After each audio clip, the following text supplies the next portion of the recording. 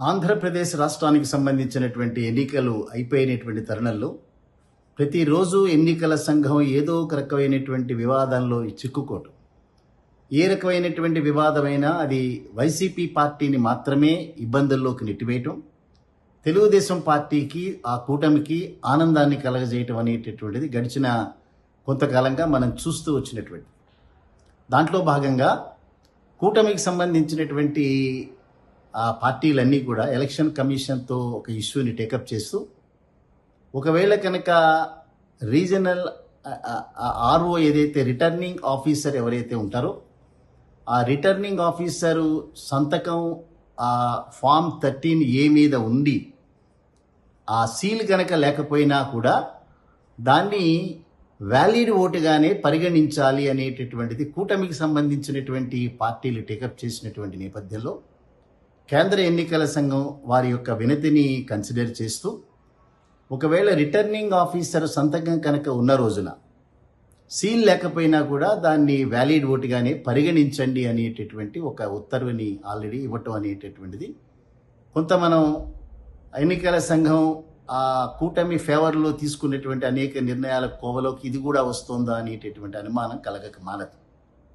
ఎప్పుడైతే రాష్ట్ర ఎన్నికల సంఘ అధికారి పిన్నెల్లి రామకృష్ణారెడ్డి గారికి సంబంధించినటువంటి పల్నాడు ఎన్నికల్లో వెబ్కామ్లో రికార్డ్ అయినటువంటి వీడియో మా ప్రమేయం లేకుండా బయటికి ఎలా వెళ్ళిందో మాకు తెలియదు అనేటటువంటి అమాయకత్వాన్ని ఎప్పుడైతే ప్రదర్శించినారో, అది ఇద్దరు ముగ్గురు దగ్గరే ఉండేటటువంటి అవకాశం. ఎన్నికల సంఘం చేతిలో అడ్మినిస్ట్రేషన్ ఉంది.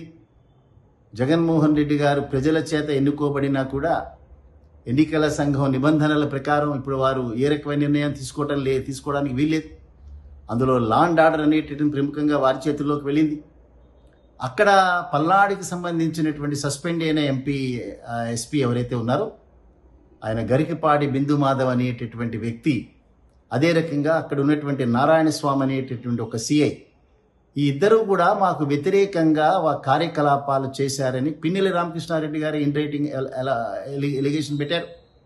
అదే రకంగా వైసీపీ పార్టీకి సంబంధించినటువంటి ముఖ్యులందరూ కూడా గవర్నర్ని కలిశారు, ఎన్నికల సంఘాన్ని కలిశారు.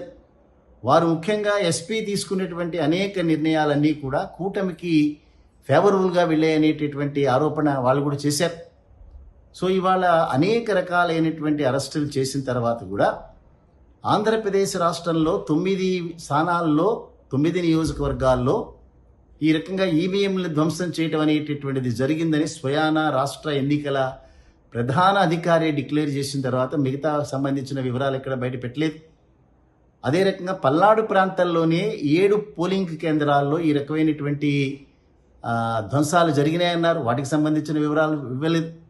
దానితో పాటుగా ఇవాళ ఏదైతే ఆ రిటర్నింగ్ అధికారి సంతకం ఉంటే చాలు, వారి యొక్క ఓన్ హ్యాండ్ రైటింగ్తో సిగ్నేచర్ని అటెస్ట్ చేస్తున్నాను అనేటటువంటి రాత కంపల్సరీ రాయాలి. అక్కడ నిబంధన అది రాయకపోయినా సరే, సీల్ లేకపోయినా సరే, అక్కడ ఉన్నటువంటి రిజిస్టర్తో సీరియల్ నెంబర్ కనుక దాని మీద ఉంటే ఆ రిటర్నింగ్ అధికారి సంతకాన్ని సరిపోల్చుకుని ఇది వ్యాలిడ్ ఓటు కింద డిక్లేర్ చేయమన్నారు. ఒకవేళ సీరియల్ నెంబర్ లేకపోయినా లేదా రిటర్నింగ్ అధికారి సిగ్నేచర్ లేకపోయినా దాని మాత్రమే ఇన్వాలిడ్ అనేటటువంటి ఒక మాట మాట్లాడినారు. సో ఈ నిర్ణయానికి వైసీపీ అసంతృప్తిని వెలిబుచ్చటం, అదే రకంగా తెలుగుదేశం పార్టీకి సంబంధించిన కూటమి సంతృప్తిని వెలుబుచ్చటం, ఇవన్నీ కూడా కొన్ని అనుమానాలకి దారి తీసేటటువంటి పరిస్థితి. దానితో పాటుగా అమిత్ షా గారు కూటమికి సంబంధించినటువంటి ఓ ప్రధానమైనటువంటి భారతీయ జనతా పార్టీ నాయకుడు మాట్లాడుతూ, ఆంధ్రప్రదేశ్ రాష్ట్రంలోనూ ఒరిస్సా రాష్ట్రంలో మాకు 17 పార్లమెంటు సీట్లు వస్తాయని చెప్పి డిక్లేర్ చేశారు. 17 పార్లమెంటు కాదు కదా, ఒక్క పార్లమెంటు కూడా వచ్చేటటువంటి అవకాశాలు లేవు. మొన్న నరేంద్ర మోడీ గారు కూడా ఇదే మాట మాట్లాడినారు, రాష్ట్రంలో కూటమి అధికారంలోకి వస్తుంది అని.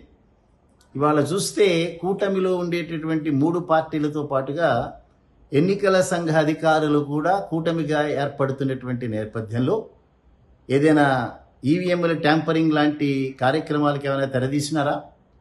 అంత కాన్ఫిడెంట్గా ఏ రకంగా చెప్పగలుగుతున్నారు?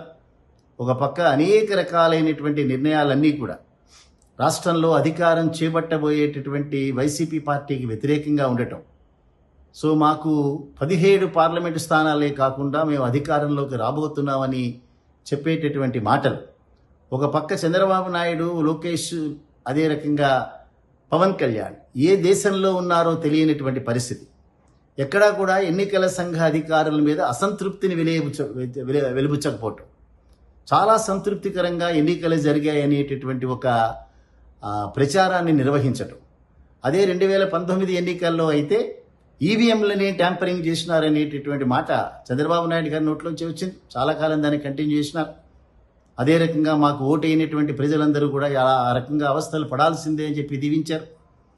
సో ఇవాళ ఏ రకమైనటువంటి మాటలు మాట్లాడినటువంటి నేపథ్యంలో కూటమికి సంబంధించినటువంటి పార్టీలు అదే రకంగా అనేక రకాలైనటువంటి వివాదాస్పద నిర్ణయాలకు కారణమవుతున్నటువంటి ఎన్నికల సంఘ అధికారులు కలిసే దీన్ని ఈ రకమైనటువంటి కార్యక్రమాలు చేస్తున్నారా?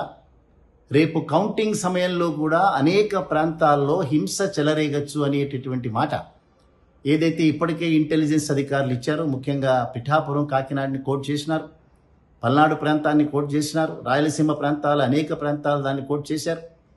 సో కౌంటింగ్లో కూడా పోస్టల్ బ్యాలెట్ అనేటటువంటి దాన్ని డిలే చేయటం, దానిలో వివాదాస్పద నిర్ణయాలకు కారణమయ్యేటటువంటి ఏర్పాట్లు ఏమైనా చేసుకుంటున్నారా?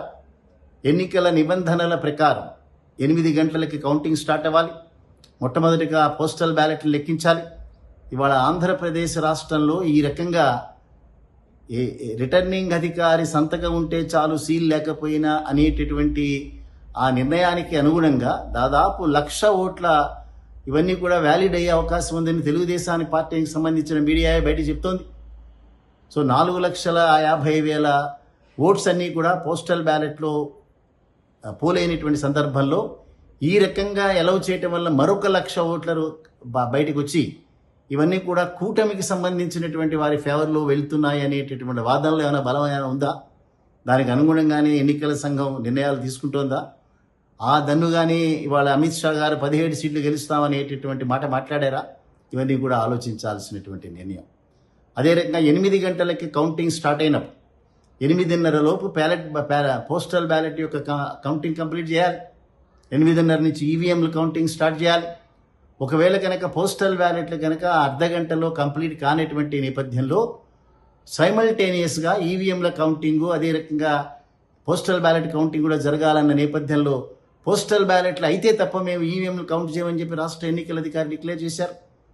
సో పోస్టల్ బ్యాలెట్లలో మాకు ఎక్కువ మా వైపే పోలైనాయి అనేటటువంటి తెలుగుదేశం పార్టీ వాదన ఏదైతే ఉందో దాని ప్రకారం అక్కడ ఇక్కడ అల్లర్లు సృష్టించేటటువంటి ఏర్పాట్లు ఏమైనా చేసుకుంటున్నారా?